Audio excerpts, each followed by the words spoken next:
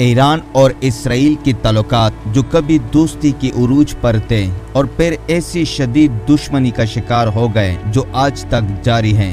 شاہ ایران 1941 سے 1979 تک ایران پر پہلوی خاندان کی حکومت تھی۔ اس وقت ایران اور اسرائیل کے تعلقات نہ صرف دوستانہ تھے بلکہ دونوں ممالک ایک دوسرے کے اہم اتحادی تھے۔ ایران نے 1948 میں اسرائیل کے قیام کے فوراً بعد اسے تسلیم کیا اور 1950 میں غیر سرکاری طور پر سفارتی تعلقات قائم کیے۔ شاہ ایران جو مغرب کے خصوصاً امریکہ کے قریب تھے، اسرائیل کو درمیانی مشرق میں اپنا اتحادی سمجھتے تھے۔ دونوں ممالک نے تیل کی تجارت، فوجی تعاون اور انٹیلیجنس شیئرنگ میں ایک دوسرے کا ساتھ دیا۔ ایران اسرائیل کو تیل فراہم کرتا تھا اور اسرائیل ایران کو فوجی ساز و سامان اور ٹیکنالوجی دیتا تھا۔ یہ تعلقات اس دور میں خاص اہمیت رکھتے تھے جب دنیا میں امریکہ اور روس کے درمیان زبردست مقابلہ چل رہا تھا، کیونکہ دونوں ممالک روس کی طاقت کے خلاف مغربی بلاک کے ساتھ تھے۔ لیکن یہ دوستی ہمیشہ نہیں چل سکی۔ 1979 میں ایران کی تاریخ نے ایک نیا موڑ لیا۔ شاہ ایران کی حکومت کے خلاف عوامی غم غصہ بڑھ رہا تھا۔ شاہ کے مغربی ممالک کے ساتھ دیے گئے فیصلے، ان کے آمرانہ حکمرانی اور اقتصادی ناہمواریوں نے ایرانی عوام میں بے چینی پلائی۔ اسی دوران آیت اللہ روح اللہ خمینی جو ایک شیعہ عالم اور سیاسی رہنما تھے، اس نے فرانس سے جلاوطنی کے دوران انقلاب کی قیادت کی۔ خمینی نے اسلامی انقلاب کا نعرہ بلند کیا اور عوام کو شاہ کے خلاف متحد کیا۔ فروری 1989 میں شاہ محمد رضا پہلوی کو ملک چھوڑنا پڑا اور وہ مصر، مراکش اور بالآخر امریکہ فرار ہو گئے۔ خمینی واپس ایران آئے اور اسلامی جمہوریہ ایران کا قیام عمل میں آیا۔ اس انقلاب نے نہ صرف ایران کی اندر کی سیاست کو بدلا بلکہ بیرونی ممالک سے اس کے تعلقات کو بھی مکمل طور پر بدل کر رکھ دیا۔ آیت اللہ خمینی نے اسرائیل کو یہودی دشمن اور امریکہ سامراج کا ایجنٹ قرار دیا۔ ایران نے اسرائیل کے ساتھ سفارتی تعلقات ختم کر دیے اور تہران میں اسرائیلی سفارت خانے کو فلسطین لبریشن آرگنائزیشن کے حوالے کر دیا۔ خمینی نے اپنی پالیسی کو واضح کیا کہ ایران اب اسلامی انقلاب کو پوری دنیا میں پھیلائے گا اور مغربی اثرات کو ختم کرے گا۔ اس سے ایران اور اسرائیل کے تعلقات ایک دم سے دوستانہ سے دشمنی میں بدل گئے۔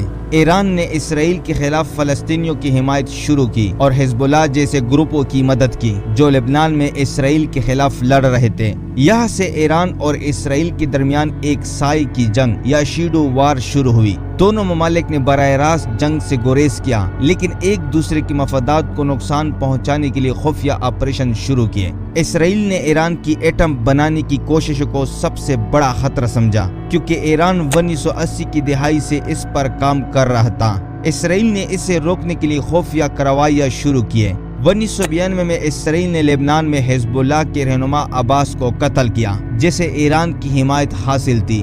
جواب میں ایران کے حامی گروپ اسلامی جہاد نے ارجنٹائن میں اسرائیلی سفارت خانے پر بم حملہ کیا جس میں 29 افراد ہلاک ہوئے۔ اسی طرح 2000 کی دہائی میں ایران کی ایٹم بم بنانے والے سائنسدانوں پر حملوں کا سلسلہ شروع ہوا جن کے پیچھے اسرائیل کی خفیہ ایجنسی کا ہاتھ سمجھا جاتا ہے۔ 2011 میں شام کی خانہ جنگی نے اس تنازع کو نیا رخ دے دیا۔ ایران نے شامی صدر بشار الاسد کی حمایت کی۔ اسرائیل نے شام میں ایران کا اثر کم کرنے کے لیے فضائی حملے کیے۔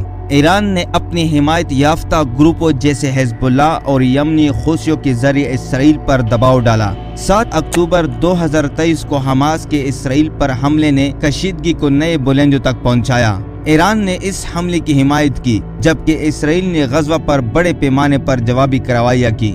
اس کے بعد ایران اور اسرائیل کے درمیان براہ راست جنگ کا آغاز ہوا۔ اپریل 2024 میں ایران نے اسرائیل پر پہلا براہ راست حملہ کیا جسے ٹرو پرومس آپریشن کا نام دیا گیا۔ یہ حملہ دمشق میں ایرانی سفارت خانے پر اسرائیلی بمباری کے جواب میں تھا جس میں 2 ایرانی جنرل شہید ہوئے۔ ایران نے 200 سے زائد ڈرون اور میزائل داغے لیکن اسرائیل نے امریکہ، برطانیہ اور اردن کی مدد سے انہیں ناکام بنا دیا۔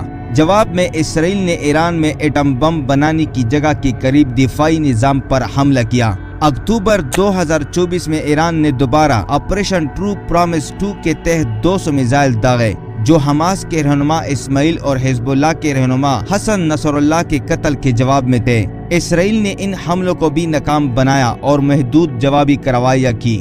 13 جون 2025 کو اسرائیل نے آپریشن رائزنگ لائن کے تحت ایران کی ایٹمی اور فوجی ٹھکانوں پر بڑے پیمانے پر حملے کیے۔ تہران اور اصفہان میں دھماکوں نے ایرانی عسکری قیادت اور ایٹم بم بنانے والے سائنسدانوں کو نشانہ بنایا۔ پسدران انقلاب کے سربراہ حسین سلامی اور چیف آف سٹاف محمد باقری سمیت کئی اہم شخصیت شہید ہوئے۔ ایران نے جواب میں آپریشن وعدہ صادق سوم کے تحت اسرائیل پر سینکڑوں میزائل داغے، جنہوں نے تل ابیب اور حائفہ جیسے شہروں کو نشانہ بنایا۔ 22 جون کو امریکہ بھی جنگ میں کود پڑا اور ایران کی ایٹم سے متعلق 3 جگہوں پر حملے کیے۔ ایران نے قطر اور عراق میں امریکہ اڈوں پر جوابی حملے کیے، لیکن کوئی بڑا جانی نقصان نہیں ہوا۔ 24 جون 2025 کو دونوں فریقین نے جنگ بندی پر اتفاق کیا، لیکن اس وقت تک دونوں ممالک کو بھاری نقصان اٹھانا پڑا۔ اس جنگ نے مشرقی علاقے میں ایک نئے عدم استحکام کو جنم دیا۔